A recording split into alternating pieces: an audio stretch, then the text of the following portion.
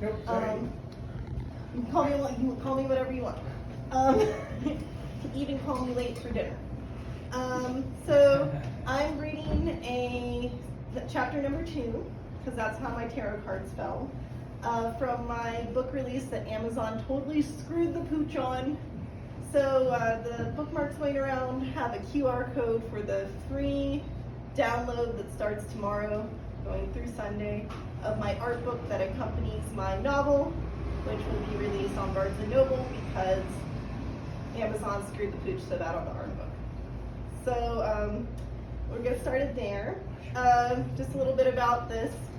It's angelology and demonology, but it predates Christianity and sometimes even Judaism, so it's more of a ancient take on those mythologies. I wrote this when I was in college, and that's when it started, and it turned into a 3-part trilogy. And it was my way of processing religious trauma by starting the question with, wonder if there was no such thing as good and evil, what would these archetypes look like then? And that was where we start.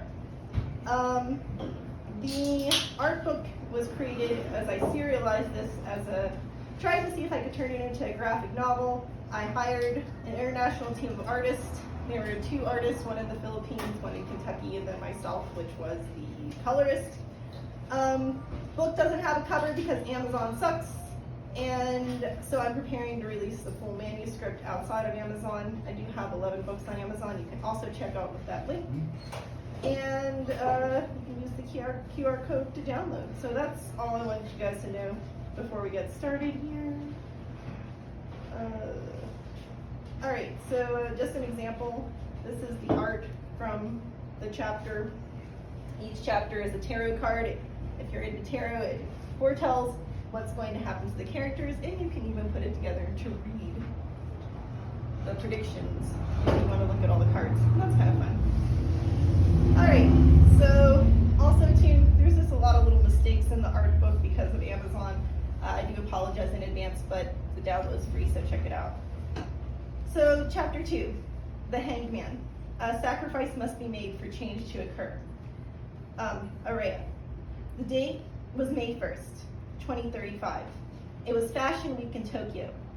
I was wrapping up my world tour in Japan, but I wasn't there just to check out the hottest styles. I was seated in that particular audience, at that particular fashion show, on that particular day, for a reason that would determine the outcome of the apocalypse. Nay, Mural into me. Araya-chan, there he is. I casually glanced across the runway and tried to get a glimpse of Darius safer.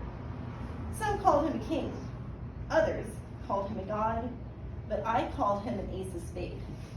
He didn't bear the mark of the beast. He was the beast. His existence as a Nephilim is outlawed. That made him the Antichrist. I was at that fashion show to meet Darius, make contact with him, and kill him if things went wrong. Secret Service agents formed a wall around Darius, so it was hard to get a good look at him. But if I craned my neck just right, I could see him, the most powerful man in the world. I switched to psychic sight. A dark cloud of energy hovered over Darius and his minions. Their midnight black attire matched their auras. Their power made the lights flicker. What kind of baka wears swords to a fashion show? Uriel scoffed in the seat beside me. She wasn't worried about Darius, his father, or their minions. Uriel believed that hell was no match for us because she believed that the outcome was predetermined. Uriel did not see our mission as anything but a blood-splattered game of the rich and famous and powerful, just like in the days of the Torah. The hunt was on. Figures moved behind the bodyguards, but I still couldn't see anything. The clock ticked. Judgment Day inched closer. I flipped my wrist over and checked my watch. Only seconds from the right moment. My role in all of this was the role of the sacrificial lamb. Uriel, who was not only of the angels of the 4 directions, but also my stylist, dressed me in the white that day. I wore that dress like the bride of Yahweh Vahe ordered me to be. My assignment was to infiltrate Lucifer's house through marrying his son. And once I was inside, if there was any sign of resistance, I was to slaughter everyone. 1:11 p.m. The stars slid into place, the gears of the machine of God creaked, and the way opened. I visualized the activation of the sigil in the fourth dimension. Manipulating the future is a lot like hacking. You can override any universal programming with the right timing and the right code. No turning back now. My body was at the fashion show, but my spirit was in the black void that some call infinity. I uploaded the program to the matrix that would break the second of the 7 seals. My stomach turned. We shifted coordinates on the infinite line of possibilities in time and space, like a rocket speeding into a wormhole. Uriel grabbed my hand and squeezed it. She felt the shift too. The ground rocked. My eyes popped open, and even the Japanese people looked nervous in their seats as the chandeliers rattled and a crystal hit the ground. Jishinda, people gasped. Earthquake. The ground rocked harder. A few Secret Service agents lost their balance and dipped down to the ground. And that's when I saw Darius in person for the first time. He made eye contact with me. The earthquake intensified. A camera on a tripod fell over. People ducked and took cover. Darius's gaze sounded like roaring thunder. I lost myself in the sound. The swaying stopped. A sigh of relief went through the crowd. Darius stroked his chin as he looked over to say something to his manager, who also happened to be his father, Louis Safer, better known as Lucifer. The consequences of entering the code sunk in. Now, to execute the command. All of this because I love humanity. I stepped aside and let the goddess of love and beauty enter me. I was shy among the humans in my mortal form. The more I watched and interacted with them, the more they fascinated me.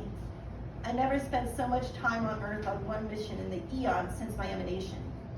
When an attractive man smiled at me, I blushed bright red because being among humanity was out of the ordinary for me. But with the help of Aphrodite, I knew what to do. I unclasped my purse and found a tube of red lipstick. I opened my gold compact with the mother of pearl 9-pointed star inlay.